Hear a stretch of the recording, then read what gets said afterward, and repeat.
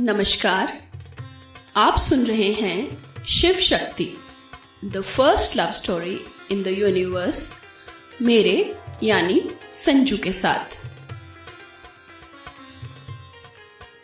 पिछले एपिसोड में हमने प्रजापति दक्ष और उनकी पुत्रियों के बारे में जाना, तो चलिए अब इस कहानी को आगे बढ़ाते हैं। दक्ष प्रजापति यज्ञों के लिए देवताओं के कार्यवाहक पुरोहित थे और प्रतिदिन की भांति वो उस दिन भी एक बड़े यज्ञ की अध्यक्षता कर रहे थे। यह यज्ञ दिव्य और नश्वर के बीच पवित्र संपर्क और ब्रह्मांड के लौकिक क्रम और संतुलन को बनाए रखने के लिए आधारभूत था। मनुष्यों द्वारा किए गए यज्ञ और हवन की आहुतियों को प्राप्त करने के लिए सभी देवी देवता प्रजापति दक्ष के महल में प्रतिदिन उपस्थित होते। वास्तव में सामग्री की कस्तूरी गंध, लकड़ी, पत्तियों और औषधीय जड़ी बूटियों का प्रसाद जो मनुष्यों द्वारा यज्ञशाला में चढ़ाया जाता, वो देवताओं के लिए अति महत्वपूर्ण ऊर्जा होती, जिसे देवता बड़ी विनम्रता से ग्रहण करते और मनुष्यों को आशीर्वाद देते। किंतु प्रजापति दक्ष की पुत्री सती को इस तरह के नियमों से बंधना नहीं भाता था। सभी बहनों में सबसे अलग और दिव्य सती स्वभाव से स्वतंत्र थी।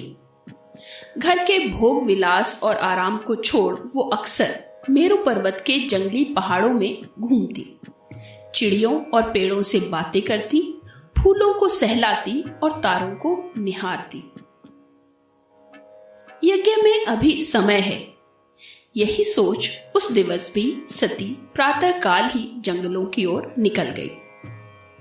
जंगल में घूमते हुए नीले हरे पेड़ों को सुशोभित करने वाले सफेद फूलों को सहलाते हुए सती ने आसमान की ओर नजर उठाई तो उसकी नजर एक अतरंगी से नक्षत्र पर पड़ी। ये रंगीन नक्षत्र मेरे बालों में कितना प्यारा लगेगा, उसने सोचा। अब सती कोई साधारण कन्या तो थी नहीं, वो देवी थी। ऐसा इस संपूर्ण ब्रह्मांड में क्या था जिसे वो चाहे और वो पलक झपकते ही उसके सामने न आए। सती एक छलांग मार उस नक्षत्र के पास जा पहुंची और लपक कर उसे अपने केशों में सजा लिया। ब्रह्मांड के इस सुदूर कोने में शायद किसी ने भी उसकी शरारत पर ध्यान नहीं दिया होगा। सत्य तो यह था कि सती को सुंदरता और सद्भाव से अलग कोई और चीज संतुष्ट नहीं करती थी और वह जहां भी जाती अपने स्पर्श से हर स्थान को और सुंदर बनाने से खुद को रोक नहीं पाती थी। ब्रह्मांड में घूमते ग्रहों और नक्षत्रों से खेलते हुए सती अति प्रसन्न थी। वो चाहती थी बस यूं ही हजारों साल तक वो इन तारों के बीच आराम कर सके। लेकिन तभी उसे ध्यान हुआ कि उसे देवों की सभा के लिए देर हो गई है। वो उठ बैठी। अपने बदलाव को कुछ क्षण के लिए निहार कर सती मंद मंद मुस्कुराई और फिर अंतरिक्ष में तैरते हुए एक बादल पर उछलकर बैठ गई और उसे आदेश दिया, मेरु पर्वत की ओर प्रस्थान करो। महल पहुंचकर सती अपने पिता की दृष्टि से चुपचाप अपने स्थान की ओर जा ही रही थी कि उसी क्षण सती की दृष्टि सभा में सबसे ऊंचे स्थान पर विराजमान नारायण पर पड़ी। सती ने उन्हें सम्मान से नमस्कार किया और नारायण भी उन्हें देखकर मुस्कुरा दिए। नारायण प्रकृति के पालनकर्ता भी हैं और सभी देवों में सबसे अधिक करुणामयी भी। लेकिन उनकी तर्जनी में सुशोभित सुनहरे सुदर्शन चक्र की आभा सभा में उपस्थित सभी देवी देवताओं को चकाचौंध करती थी, जिसके कारण वो नारायण की ओर दृष्टि उठाकर देख नहीं पाते थे। यूं तो सती सबसे अलग थी, लेकिन सुदर्शन चक्र को देखकर वो भी अत्यंत असहज हो जाती थी। सुदर्शन चक्र को देखते ही सती का सारा शरीर ठंडा हो जाता।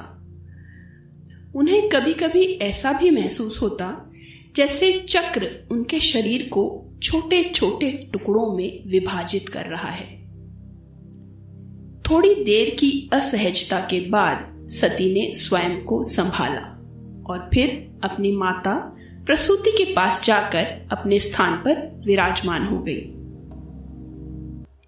प्रजापति दक्ष ने सभा की ओर नजर घुमाई और फिर बोले, चित्रगुप्त, क्या सभी देवी देवता सभा में आ गए हैं? सभी के कर्मों का लेखा जोखा रखने वाले चित्रगुप्त ने सभा की ओर नजर दौड़ाई और उत्तर दिया, सब आ गए हैं महाराज, केवल रुद्रदेव अनुपस्थित हैं।